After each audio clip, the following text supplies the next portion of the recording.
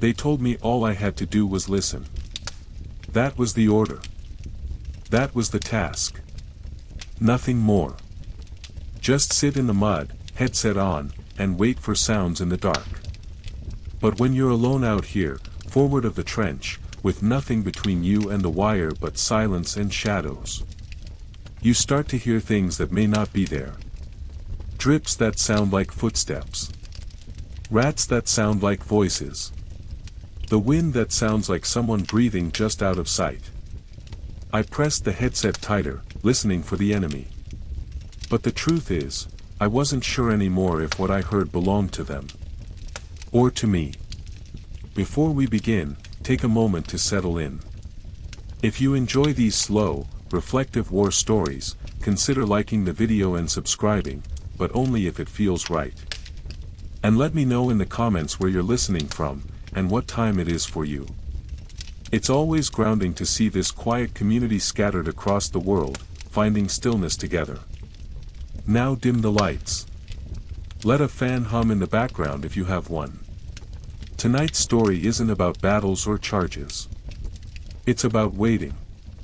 It's about the weight of silence, and the strange things a soldier hears when left too long with only his own thoughts.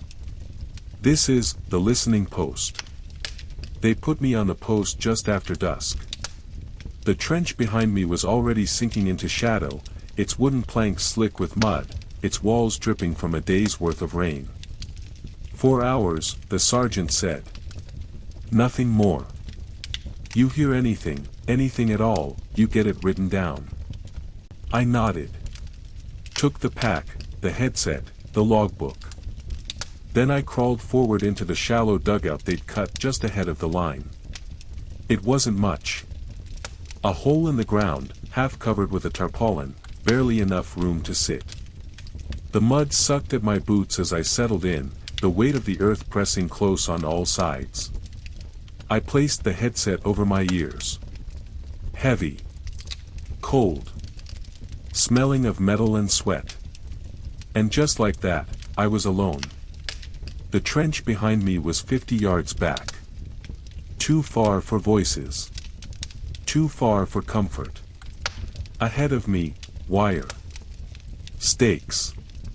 Empty ground no man dared cross in daylight. And beyond that, the German line. Silent now, invisible, waiting. I could not see them. But I could listen. That was my duty. And sometimes, listening was worse than fighting. The first sounds were simple. Drips of water from the tarp. The rustle of a rat in the mud. My own breath, loud in the cups of the headset. I wrote them down anyway. 1910 hours, drips. Possible movement in rat tunnels. It felt foolish. But it was procedure. They said every sound mattered. Because sometimes, the smallest sound could mean the difference between life and death. As the night deepened, the mud grew colder around me. Damp crept into my sleeves, into my collar. I shivered, pulled the pack closer. Static whispered in the headset. Low, constant, like wind across wire. I pressed it tighter, straining. Was that a step? A voice? Or just my pulse, hammering in my ears? I wrote it down anyway. 1930 hours, faint noise. Possible movement. Could be wind. I tried to focus on the task. But the longer I sat, the more the silence pressed in. Every noise became a question. Every drip, every scratch, every shift of air. Was it the enemy? Was it nothing? Was it me? The trench was far behind me. No one else to check. All I had was the headset. All I had was the mud. And all I had was the sound of my own thoughts. By midnight, the page of my logbook was half filled with words that meant nothing. Drip. Rustle. Wind. Indistinct. But each one carried weight. Because I knew, somewhere across the wire, a German soldier might be listening too. Hearing the same sounds. Writing the same words. And wondering if I was there. I shifted in the mud, legs numb, fingers stiff. The headset hummed. I closed my eyes. Listened deeper. And thought, if I hear them first, I live. If I don't. I didn't finish the thought. I just pressed the cups tighter and kept listening. Because that was the order. That was the post. And the night was only beginning. The second hour was slower than the first. Not in time, that passed the same, but in weight. The longer I sat, the heavier the sounds became. Every drop of water, every shift in the mud, every scratch of claws in the dark seemed to press deeper, louder, harder. It wasn't the enemy. It was the trench itself. And the trench was alive. The first drip struck the rim of my boot. Sharp. Clear. Echoing through the headset like a bullet casing hitting stone. I jolted. Wrote it down. 2015 hours, drip. Left boot. Waterfall from tarp above. Then another. And another. Until they became a rhythm. Drip. Pause. Drip. Pause. Each one the same, each one different. I tried to ignore them. But the headset made them impossible to escape. Every drop was amplified. Each splash filled the world. Drip. Pause. Drip. Pause. I began to hear footsteps in the rhythm. Marching. Staggered. Coming closer. I pressed the cups tighter. Breath quick. Nothing. Only water. The rats came next. They moved bold through the trench, fearless in the dark. I felt one scurry across my boot. I didn't flinch. Couldn't flinch. Because flinching would make noise. Noise I might mistake for something worse. Noise that might get written down as enemy movement. So I stayed still. Let them run. Let their claws scrape against leather, against mud, against bone. And wrote it down. 20-40 hours, rats active. Multiple. Scratches against boot and wall. The logbook looked foolish. Line after line of nothing. But the nothing was real. The nothing was what the war was built on. Hours of silence. Broken only by the smallest sound, the sound that might mean everything. My body grew colder. The mud seeped into my trousers, into my skin. I pulled my coat tighter, shifted against the wall. The headset groaned. I froze. Because in that groan, I thought I heard words. Whispers. Low, muffled. Not English. I wrote it down. 2105 hours, possible voices. Unclear. But deep down, I knew. It might have been nothing more than the stretch of leather against metal. Or it might have been something waiting out there. The drips grew louder. The rats bolder. The silence heavier. And the weight of it pressed against me like sandbags. Each second slower. Each minute longer. Until the trench itself felt endless. And I wondered if the enemy was listening too, sitting in their own hole, headset pressed to their ears, writing down the same nothings, hearing the same ghosts. By midnight, I'd stopped counting. I no longer knew how long I'd been there. I only knew the sound of water. And the sound of rats. And the sound of my own blood rushing in my ears. I wrote it all down. Because that was the order. That was the post. And the night wasn't over yet. The third hour was the hardest. Because that's when the headset began to lie. It started with static. Low, thin, harmless at first, like wind across a field. But the longer I listened, the thicker it grew. Crackles. Hisses. Gaps of silence that felt too sharp, too deliberate. And beneath it, words. Not clear.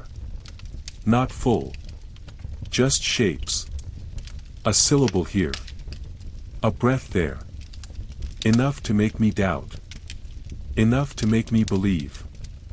I pressed the cups tighter to my ears, mud grinding against the straps. Held my breath. Listened. Lu. It was there. Soft. Weak. My name. Hale. I froze. My heart pounded, shaking the headset on my skull. I swallowed hard, throat dry, but didn't dare call back. Because even if I had the courage, I had no way to know if it was mine to answer. I wrote it down. 2,230 hours, faint whisper online. Possible name. But my hand shook. Because I knew what the officers would say. Hallucination. Fatigue. Nothing. And maybe they'd be right. But in that moment, it wasn't nothing. It was real. The whispers grew bolder. Sometimes they were in English. Sometimes not. Sometimes I heard my sergeant. Sometimes I heard my mother. Once, I swear I heard laughter. But when I pulled the headset away, the trench was empty.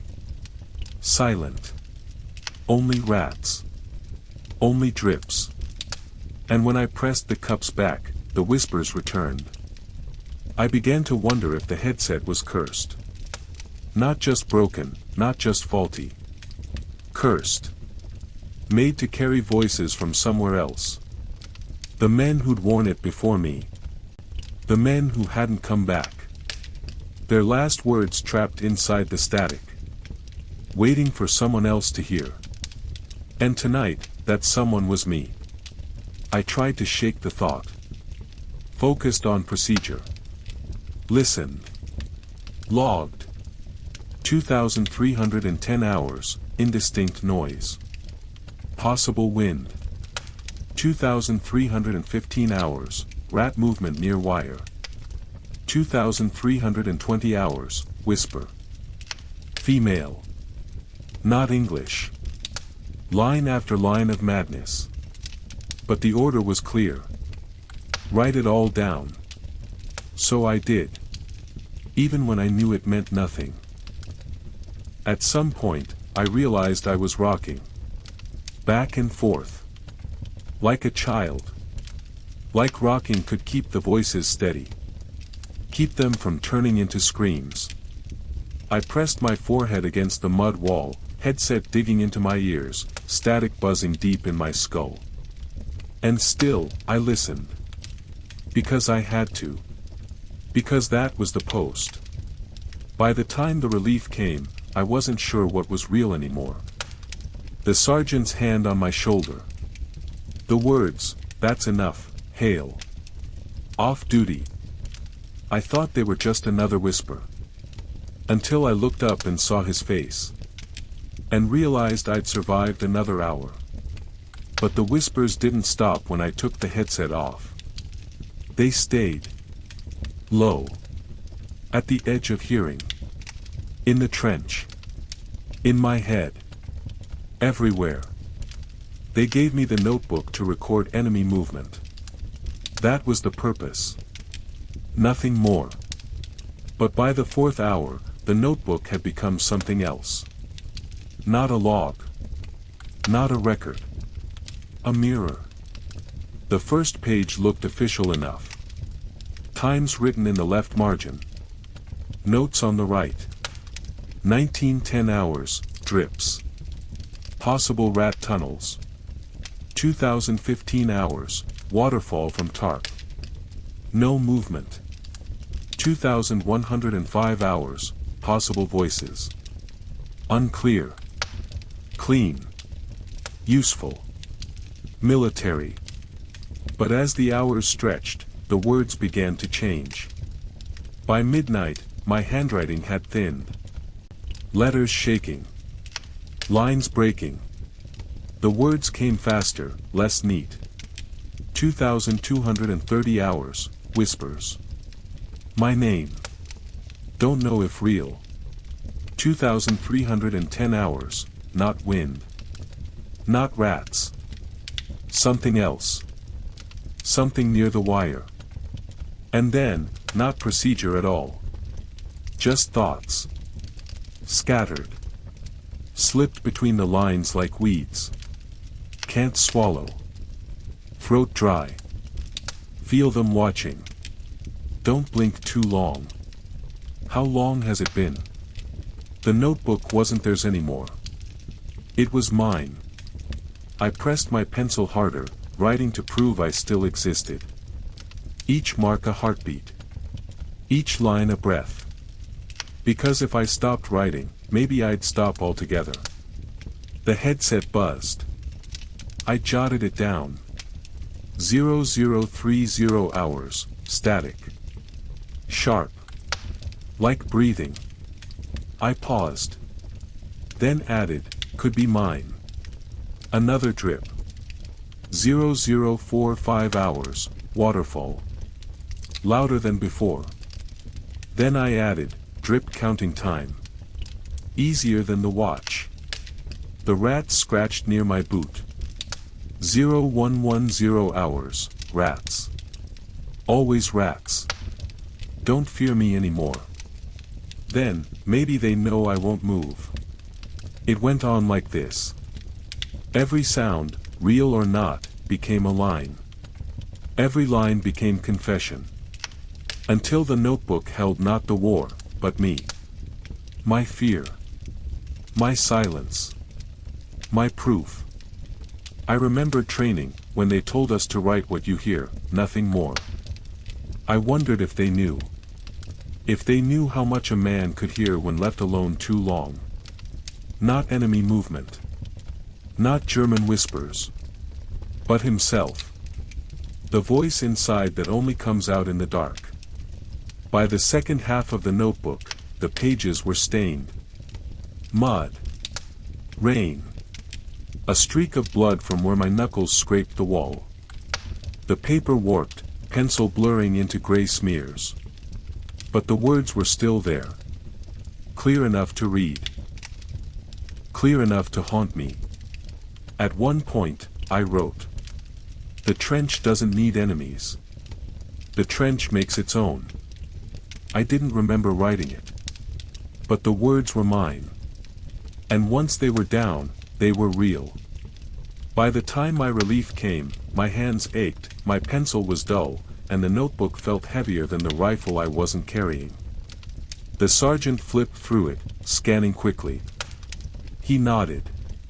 Good. Detailed. Detailed. That's what he called it. But he didn't see the rest. The lines I hadn't written for him. The ones written just to prove to myself that I was still here. And when I lay down in the trench to try to sleep, I could still feel the pencil between my fingers. Scratching. Marking. Counting. Like I was still on the post. Even with the headset off. Even with my eyes closed. The fourth hour was when the trench began to eat me. Not with bullets. Not with shells. With cold. With mud. With time. The night pressed close. The tarp sagged under the weight of rainwater. Drops fell in irregular bursts, striking the mud, my shoulders, my boots. The ground was no longer solid. It sucked at my legs, dragged me lower, until I felt I was sinking. The air was heavy with damp and iron. The smell of rust and wet earth filled my nose. And every breath scraped against the back of my throat, as if the trench itself was clawing its way inside me. I tried to shift, to ease the numbness in my legs. But movement made noise. Noise meant mistakes. So I stayed still. Stillness was survival. Stillness was everything. The headset grew heavier with each passing minute. The pressure of the cups against my ears made my skull ache. My temples throbbed. My jaw locked tight. Static buzzed faintly, a thin veil of sound stretched across silence. I pressed tighter. Listened. Waited. But the only thing I heard was my own pulse, slow and uneven. Time was a trick here. The officers said 4 hours only. But 4 hours stretched into forever. Each second stretched, pulled thin, until it was unrecognizable. I counted breaths to mark the minutes. 100 in. 100 out. But somewhere around 200, I lost the count. The rhythm slipped. And time with it. I thought of home. Not faces. Not voices. Just the clock in the hallway. The tick that had once driven me mad on sleepless nights. I used to curse it. But here, I wanted it back. Because at least that tick was proof of time moving forward. Here, time had no proof. Only mud. Only silence. Only me. The cold deepened. It wasn't sharp. Not a blade. It was slow. Creeping into my hands, my feet, my chest. I clenched my fists, flexed my toes, tried to keep the blood moving.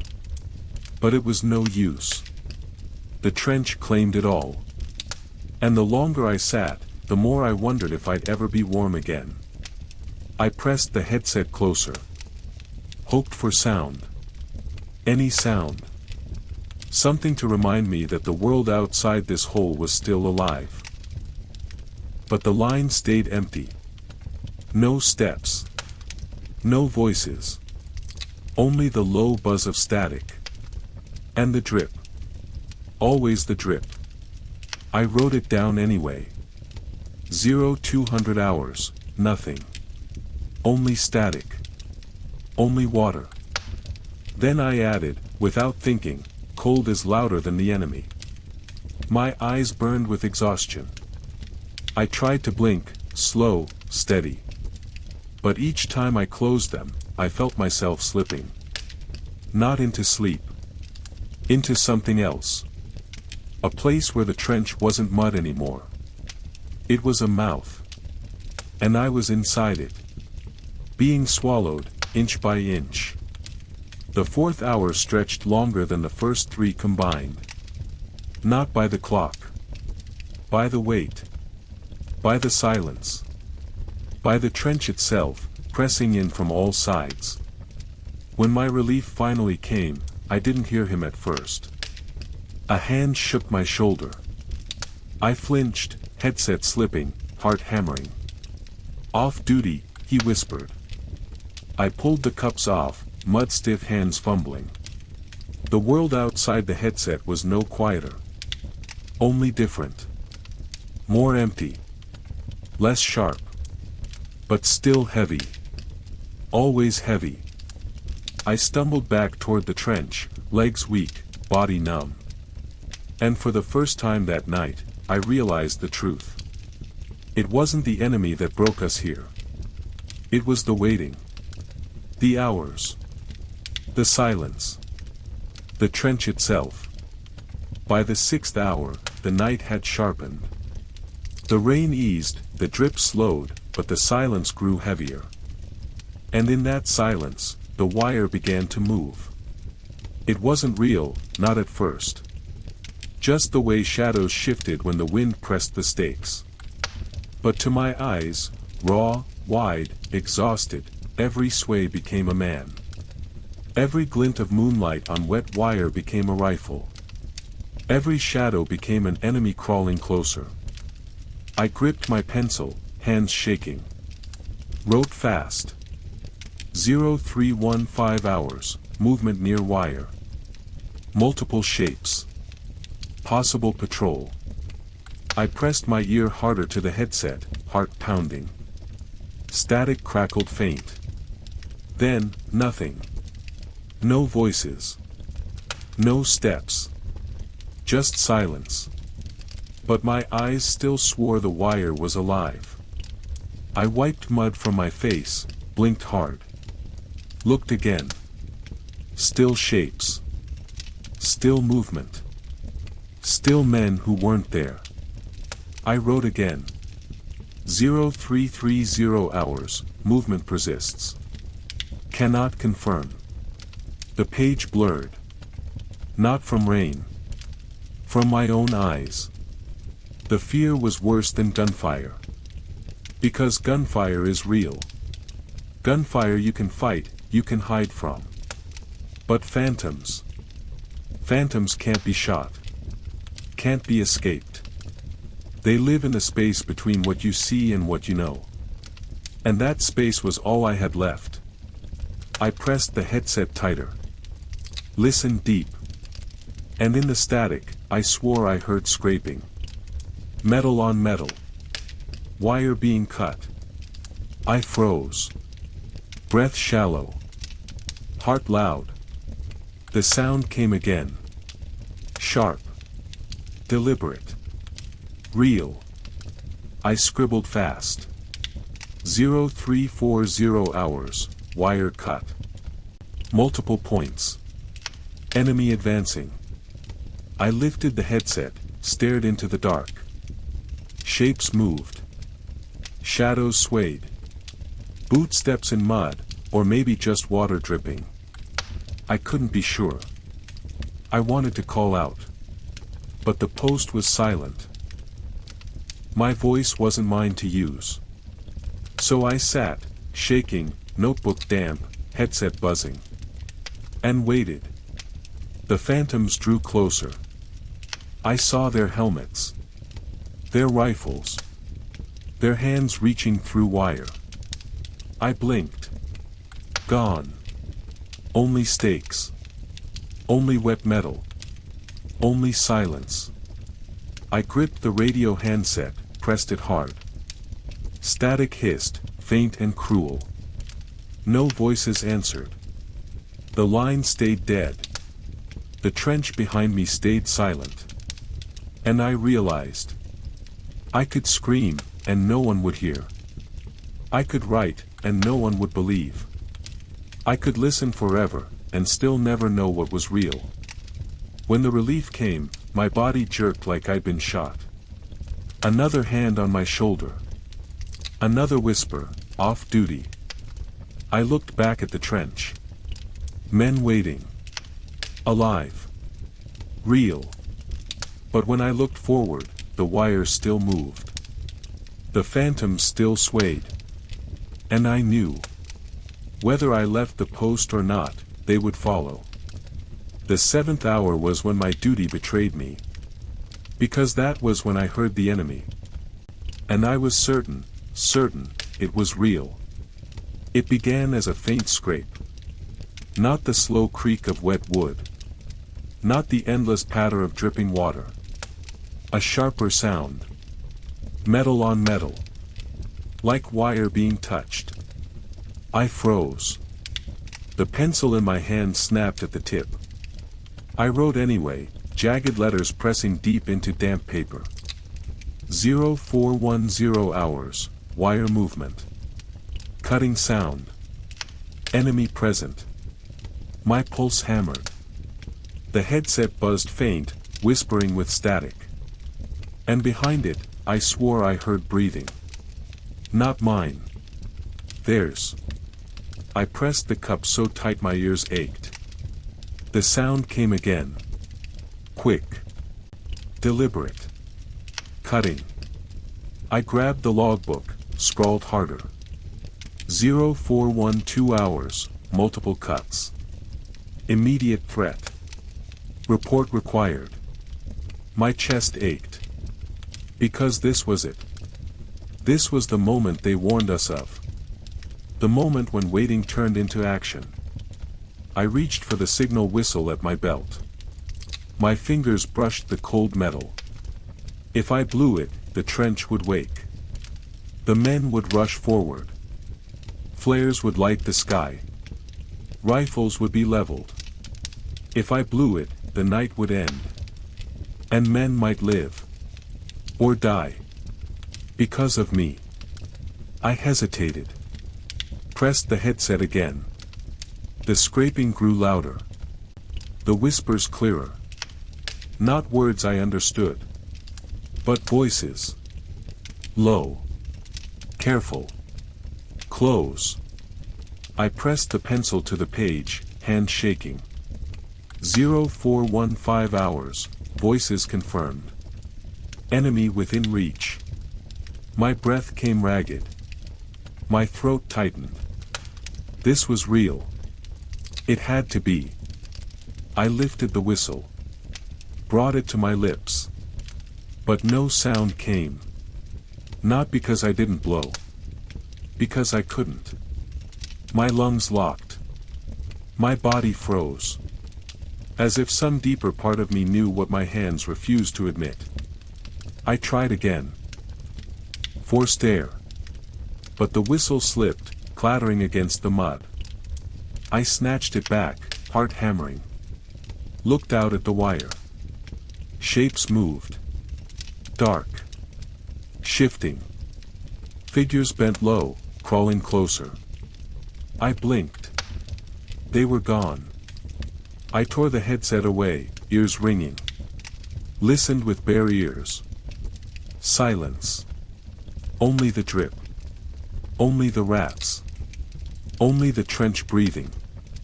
I pressed the cups back. The whispers returned. The scraping resumed. The shapes crawled again. And I realized. The enemy was either real, or they were in me. And I couldn't tell the difference anymore. I couldn't breathe. The shapes in the wire swayed closer, shadows bending, stretching, crawling. Every drop of rain became a footstep. Every whisper in the headset became a man's breath. And still I sat, frozen, the whistle shaking in my hand. Finally, something broke. Not outside. Inside. The fear in me boiled over into action. I pressed the whistle to my lips and blew. The sound cut through the night like a blade. High. Sharp. Piercing. For a moment, even the rain stopped. Even the rats froze. And the trench behind me exploded into life. Boots pounded. Voices shouted. Rifles cocked. Men scrambled to the firing step, bayonets glinting in the dim light. A flare hissed into the sky, burst white above the wire, flooding the ground with light. I pressed the headset harder, heart racing, waiting for the charge. Waiting for the enemy to reveal themselves. Waiting for the sound of boots, rifles, shouts. But there was nothing. Only the wire.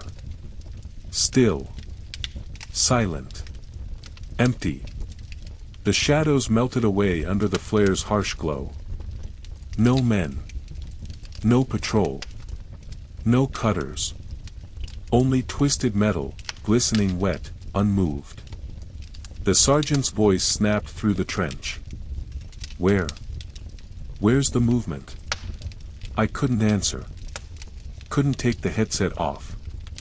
Because if I did, I'd have to admit what I already knew. That there was nothing. Another flare went up.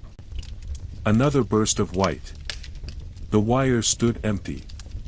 The field stretched bare. The night revealed nothing but mud and stakes. The sergeant shouted again, closer this time. Hail. Report. I forced my pencil down, scrawled on the page. 0418 hours, sound ceased. No movement visible. My hand trembled. The words bled. I wanted to write the truth, I don't know what's real anymore. But all I wrote was silence. The trench settled back.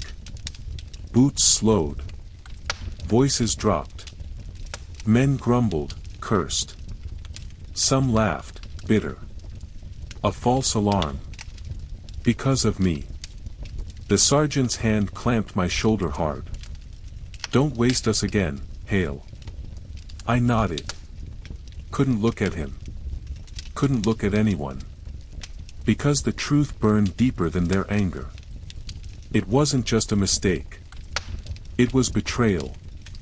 Of them. Of myself. Of the silence I was supposed to protect. When they left me alone again, I pressed the headset tighter.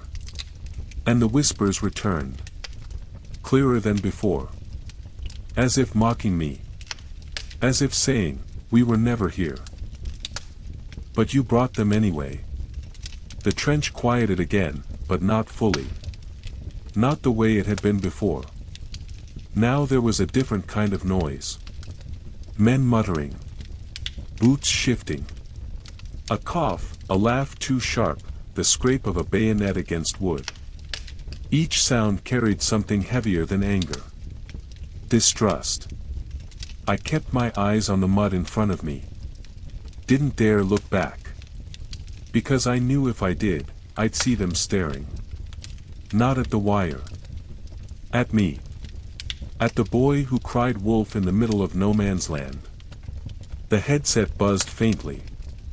Static, low and endless. I pressed it tighter, desperate. Because the headset was my only refuge. My only excuse. If the whispers had been real once, maybe they were real now. If I could just hear them again, I could prove it. To them. To myself. But the line gave nothing. Only silence. The notebook sat open on my lap. The last entry blurred with damp. 0418 hours, sound ceased. No movement visible.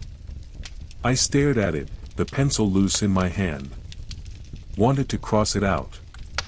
Wanted to tear the page. But procedure wouldn't allow it. And procedure was all I had left. So the lie stayed. Black and permanent. A monument to my failure. I thought about the sergeant's hand on my shoulder. The way it had pressed down, heavy, firm. Not like guidance. Like a warning. And I wondered what he thought. Did he believe I was jumpy? Weak? Broken? Or did he already know the truth, that the trench had gotten to me? That I'd started hearing phantoms in the mud? That I'd brought the whole line to readiness, for nothing? The shame pressed harder than the fear. Fear could be explained. Fear was expected. But shame. Shame was proof I'd failed before I even left the post. The hours crawled forward. I didn't write anymore. Didn't trust my own hand. I just sat, headset tight, waiting for something real. Something I could hold on to. Something I could give them that wasn't ghosts. But the night gave nothing. Only drips. Only rats. Only silence. I thought about blowing the whistle again. Not for the enemy.